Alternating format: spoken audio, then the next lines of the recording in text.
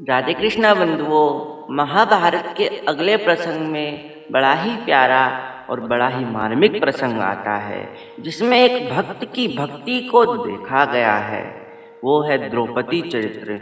द्रौपदी भगवान कृष्ण को अपना भाई मानती थी, अपना सखा मानती थी, अपना अपना सब कुछ मानती थी।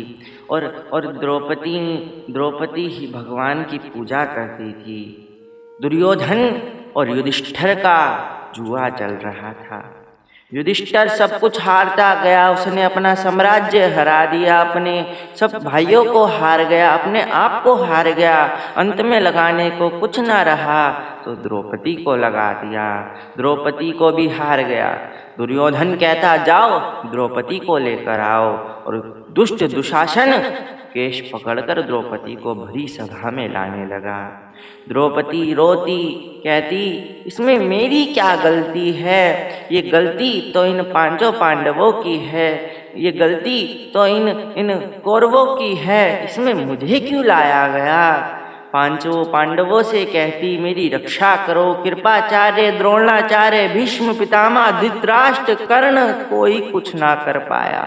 सबसे मदद मांगती, मेरी रक्षा करो, मेरी रक्षा करो। दुशासन वो दुष्ट चीरहरण करना प्रारंभ करने लगा।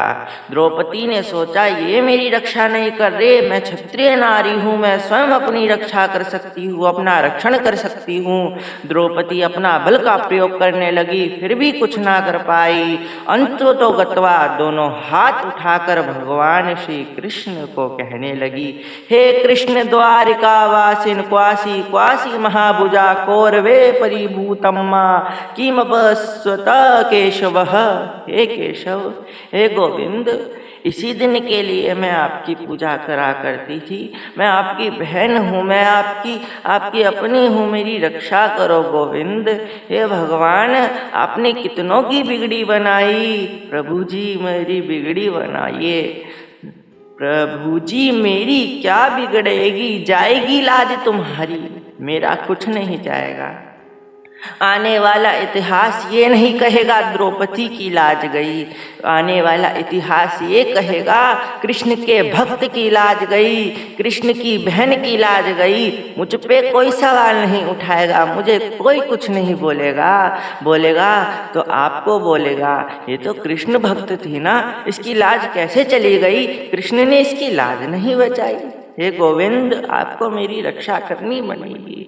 भगवान ने ये दयामय भाव सुनकर, प्रेममय भाव सुनकर भगवान कहने लगे, मैं तो चाह ही रहा था कब तुम मुझे पुकारो। तुमने पांचों पांडवों को पुकारा, कृपाचार्य को पुकारा, द्रोणाचार्य को पुकारा, भीष्म पितामह को पुकारा, धृतराष्ट्र को पुकारा, कर्ण को पुकारा, सबको पुकारा, मगर मुझे नहीं पुकारा। और अंत में जब तुमने मुझे पुकारा तो मैं तुम्हारी रक्षा करूंगा बहन। क्यों? क्योंकि हम यही गलती करते हैं, जब भी विपदा आती है, जब भी संकट आता है, हम दुनिया वालों के आगे रोते हैं, वह हमारा उपहास बनाते हैं। अगर हम भगवान के चरणों में रोए विश्वास कर कर तो भगवान स्वयं आएंगे।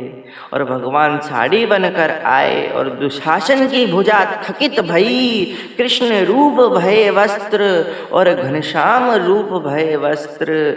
नारी विच साड़ी है कि सारी ही की नारी है, कि नारी ही की सारी है, कि सारी ही की नारी है। जब मन में विश्वास हो तो क्यों ना मिले कन्हैया।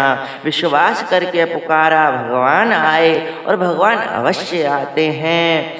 वह भगवान है, तुम भगवान को अपनी व्यवस्था में पुकारो।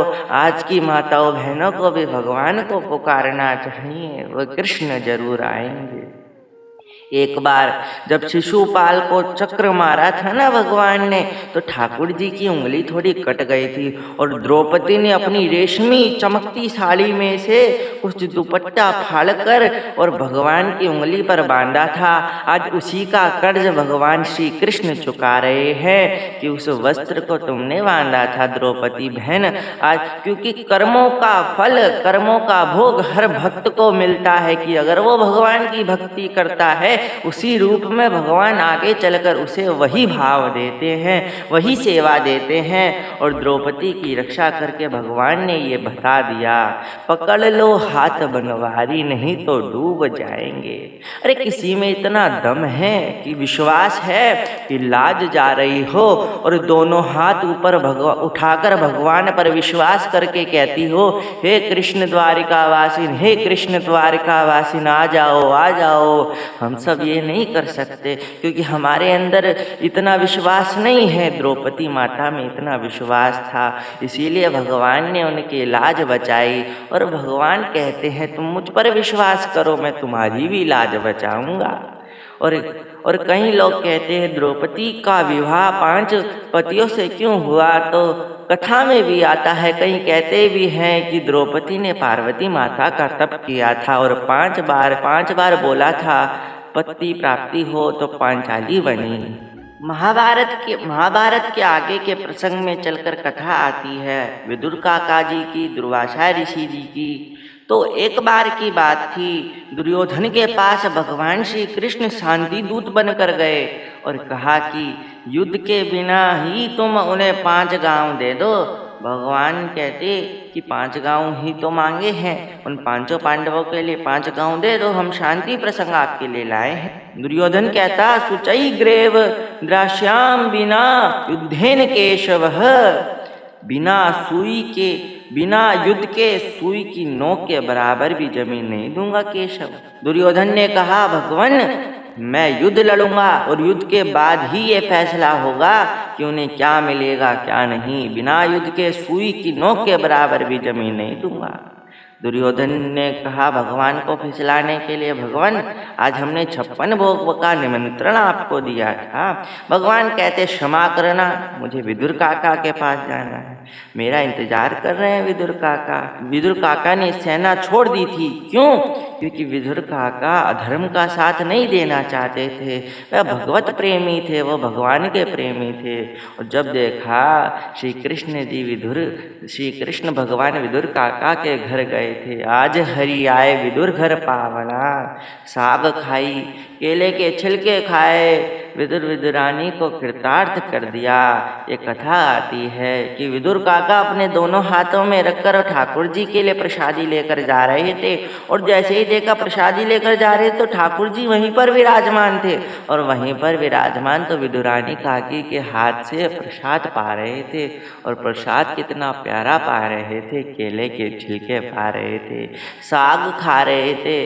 विदुरानी तुम ये क्या कर रही हो, तुम भगवान कृष्ण को क्या खिला रही हो? भाव से जो ठाकुर जी खा रहे थे वो भाव बाद में नहीं आए, क्यों? क्योंकि भगवान कृष्ण कहते काका आपने सबरो स्वाद खराब कर दियो। विदुरानी काकी मोई कितने भाव थे, केले के छिलके खिला रही थी। जो आनंद केले खाने में नहीं आता वह केले के छिलके खाने में आ रहा था, क्योंकि भगवान तो भक्त के भाव पर रीझ जाते हैं। अहम भक्त पराधीन, प्रबल प्रेम के पाले पड़कर प्रभु को नियम बदलते देखा है। अपना मान भले टल जाए पर भक्त का मान न टलते देखा है। भगवान तो भक्तों के लिए ही हैं। अरे इस दुनिया में जब हम इस दुनिया को छोड़कर जाते हैं तो भगवान का स्मरण करते हैं, मगर विदुर काका वो भाव थे जो भगवान कृष्ण जी इस धरती को छोड़कर जा रहे थे तो विदुर काका का स्मरण कर रहे थे और उद्धव से कह रहे थे काश विदुर काका आज यहाँ पर होते, मैं उनसे मिलना चाहता था। ऐसे विदुर काका का सौभाग्य जिन्हें भगवान स्मरण कर रहे थे अपनी लीला विश्राम के समय। ऐसा भाव तो बहुत कम देखने को मिलता है। हम विदुर और विदुरानी काकी को नमन करते हैं। इसी प्रसंग में आगे का प्रसंग आता है दुर्वासा ऋषि का। जब दुर्वासा ऋषि ने एक बार दुर्योधन को भी बुलाया था और कहा था आज आप हमारे चचेरे भाई के घर जाओ और उन्हें कृतार्थ कर दो। 1000 ऋषि जाने लगे और देखा वहाँ तो वन में तो केवल 6 लोगों का खाना बनता है, तो बड़ी दुविधा में थी। और अंतिम में अगर द्रौपदी खा ले तो उस थाली से कुछ खाना नहीं निकलता, चावल का टुकड़ा बचाता। भगवान ने कहा तुम मुझे खिला दो, बहुत भूख लगी है। अखिल ब्रह्मांड का पेट भर गया जब भगवान श्री कृष्ण ने खाया। और सब दुर्वासा ऋषि के साथ वहीं से चले गए स्नान कर कर कि अब तो भैया हमारे पेट में भूख भी खत्म हो गई। और दूर से ही कह दिया तथास्तु। यही तो भगवान का भाव था। भगवान ने एक दाना खाया, पूरे ब्रह्मांड का पेट भर गया, सब जीव जंतुओं का पेट भर गया। और इस भाव से दुर्वासा ऋषि वहीं से चले गए और सब साधुओं के साथ उन्हें कृतार्थ कर दिया, तथास्तु का वरदान दे दिया। और यही कथा आगे चलकर और भी कथाएं आती हैं। आगे के प्रसंग में चलकर कुंती बुआ की कथा आती है। कुंती बुआ को रोते हुए देखकर भगवान ने पूछा, कुंती बुआ अब आप क्यों रो रही हो? तो कुंती बुआ कहती, मैं आपसे कुछ मांगना चाहती हूँ कृष्ण, हे वसुदेव। और दोनों हाथ फैलाकर, झोली फैलाकर स्तुति करने लगी। विपदो नैन विपदा संपदो नैव संपया, विपद विस्मरणम विष्णु संपद नारायण स्मृति, नारायण स्मृति। और क्या कहने लगी, हे भगवान मुझे विपत्ति, मुझे दुख चाहिए। और क्या कहती स्तुति में, मुझे दुख चाहिए भगवान, मुझे दुखों का भंडार भर दो। तो भगवान कहते, हुआ तेरा पेट नहीं भरा दुख खा खा कर, तूने जन्म से लेकर अब तक दुखी तो सहे हैं। आज 2 पल का सुख तुझे मिला हस्तिनापुर में, तो तू फिर से दुख मांग रही है बुआ। क्योंकि जब तक दुख था तो तुम हमारे साथ थे भगवान। आज सुख आया तो तुम जा रहे हो, तुम द्वारका जा रहे हो। भगवान दुख देते ही इसलिए हैं कि कम से कम मुझे याद तो करेगा। दुख में सुमिरन सब करे, सुख में करे ना कोई, जो सुख में करे सुमिरन तो दुख काहे को होए। और कुंती बुआ स्तुति करती, कृष्णाय वासुदेवाय नंद गोप कुमाराय चा, गोविंदाय नमो नमः, गोविंदाय नमो नमः। मुझे दुख चाहिए क्योंकि दुख में कम से कम आप हमारे साथ तो होंगे भगवान। भगवान के भक्त कहते हैं हमें इतना दुख क्यों मिलता है? यही तो भगवान की प्रतीक्षा होती है, प्रतिज्ञा होती है कि एक भक्त का परीक्षण करना है कि वो मेरे भक्त बनने योग्य है भी या नहीं। मीराबाई को कितना दुख मिला, और सब भक्तों के जीवन में दुख ही दुख है। ध्रुव हो, प्रहलाद हो, नरसी हो, उद्धव हो, नरसी हो, सुदामा हो, इन सबके जीवन में दुख ही तो था। और कुंती बुआ कहती मुझे दुख चाहिए। आज का व्यक्ति कहता है सुख संपत्ति घरे आवे, कष्ट मिटे रे तन का, तन मन धन सब कुछ है जीवन तेरा। ये भगवान की स्तुति करते हुए कहते हैं। कई लोग तो भगवान को इस चक्कर में नहीं पूछते कि अगर भगवान की पूजा करेंगे तो तन मन धन देना पड़ जाएगा और समर्पण करना पड़ जाएगा अपना सर्वस्व। मगर एक बात है, तो भगवान का हो जाता है, उन्हें कभी किसी चीज़ का भय नहीं होता। अगर भगवान तुमसे कुछ लेंगे भी और तुम्हें 1000 गुना ना दे तो कहना, क्योंकि भगवान अपने भक्तों के लिए सब कुछ दे देते हैं। तेरे फूलों से भी प्यार, तेरे कांटों से भी प्यार। उदाहरण है, 2 भाई हैं, एक दुष्ट प्रवृत्ति का है, वो इतना दुखी रहता है, और एक प्रसन्न प्रवृत्ति का है। बेशक वह गरीब है मगर खुश रहता है। क्यों? क्योंकि वह भगवान की भक्ति में रहता है। और कुंती स्तुति करती, कुंती बुआ कहती, नमस्ते पुरुषम त्वद्यो ईश्वरम प्रकृते परम अलक्ष्य सननम्ब भूतानाम अंत बहिर्बसितम। किसी में हिम्मत हो तो भगवान के समक्ष होकर दुख मांग कर बताए। और कुंती बुआ कहती, अगर रोना है तो भगवान के विरह में रो। अगर किसी के आगे दुख बांटना है तो भगवान के आगे बांटो, क्योंकि सारी संपत्ति का, सारी विपत्ति का, सबका कल्याण करने वाले मेरे गोविंद, मेरे भगवान, मेरे गोविंद, मेरे कृष्ण हैं, वासुदेव हैं। उनके आगे अपना दुख प्रकट करो, क्योंकि दुख में भगवान की याद आती है। इसलिए कुंती बुआ ने स्तुति करते हुए दुख मांगा है। आगे के कथा के प्रसंग में क्या बताया, भगवान सबको गंगा किनारे लेकर गए और युधिष्ठिर सबका पिंडदान करने लगे। और जैसे ही पिंडदान करने लगे, कुंती ने कहा कर्ण का भी पिंडदान कर दो। युधिष्ठिर कहता, कर्ण हमारा भाई नहीं, हमारे कुल का नहीं, हम क्यों पिंडदान करें? वह पांडव का वंश नहीं, क्यों करे? और कुंती कहती वह तुम्हारा भाई था, सबसे बड़ा भाई। कुछ संत बचपन में आए थे, एक श्लोक दिया था, सूर्य देव को बुलाया था, उन्होंने मेरे हाथों में पुत्र दे दिया, सूर्य पुत्र कर्ण। लोक लाज का ध्यान करते हुए मैंने इन्हें गंगा में बहा दिया था। आगे चलकर कर्ण को किसी और ने पाला। युधिष्ठिर ने श्राप दिया, माताओं के पेट में बात नहीं पचेगी, गलकंठिका नहीं होगी कभी। क्यों? क्योंकि आप अगर ये बात हमें बता देते तो शायद आज हमारा भाई हमारे साथ खड़ा होता। युधिष्ठिर कहता है मैं तभी तो सोचूं कि कर्ण भैया के पैर माँ कुंती से क्यों इतने मिलते हैं, क्यों इतना उनकी उनकी उनकी मुख माधुरी कहती थी ये हमारा भाई ही है। आज बड़े दुख ग्लानि के साथ युधिष्ठिर कहने लगे।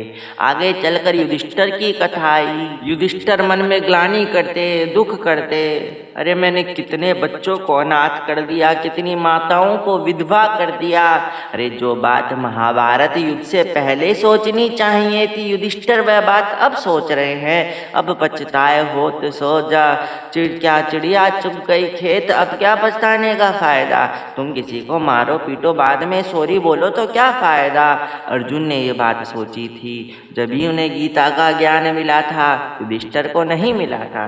दूसरी गलती यह कर रहे हैं जिसके साथ स्वयं भगवान हो उसे कभी रोना नहीं चाहिए, क्योंकि वे कृष्ण को अपने मामा का लड़का मानते थे, भगवान तो मानते ही नहीं थे। और फिर सोचा उनके दुख का निवारण तो सिर्फ भीष्म पितामह ही कर सकते हैं। युधिष्ठिर को नरक में जाना पड़ा था। जुआ तो खेला उन्होंने, सब काम भगवान से पूछकर किए, मगर केवल एक काम भगवान से पूछकर नहीं खेला, वह था जुआ। और वही कार्य से महाभारत का युद्ध हुआ। युधिष्ठिर के साथ अंत में केवल एक कुत्ता गया था। वह नरक में गए क्योंकि उन्होंने अश्वत्थामा के मरने की खबर द्रोणाचार्य को सुना दी, जबकि मरना एक हाथी का था जिसका नाम भी अश्वत्थामा था। वह कभी झूठ नहीं बोलते थे। द्रोणाचार्य ने अस्त्र शस्त्र छोड़ दिए थे। एक कथा और आती है युधिष्ठिर की। एक गधे को पीताम्बर उड़ा दी थी, उसका उपहास कर रहे थे। कुछ कौरव कहने लगे तुम्हारा इंतजार कर रहे हैं भगवान श्री कृष्ण, जाकर देख तो लो। और जैसे ही गले लगाया गधे को और तुरंत ही भगवान श्री कृष्ण प्रकट हो गए पीताम्बर में। और सब कौरव देखते रह गए ये कैसे हुआ। ये भक्त का भाव था, इसीलिए युधिष्ठिर ने समझ गए थे ये कौरव मेरा उपहास कर रहे थे, मगर भगवान ने इन कौरवों को भी मजा चखा दिया। कहते कि अर्जुन के रथ पर तो हनुमान जी का गदा भी था, भगवान भी थे और अन्य देवताओं का आशीर्वाद भी था, मगर कर्ण तो अकेला था। कर्ण को तो कई श्राप भी मिले हुए थे, फिर भी युद्ध किया। और अंत में ये सारे भीष्म पितामह के पास जाने लगे। राधे कृष्णा।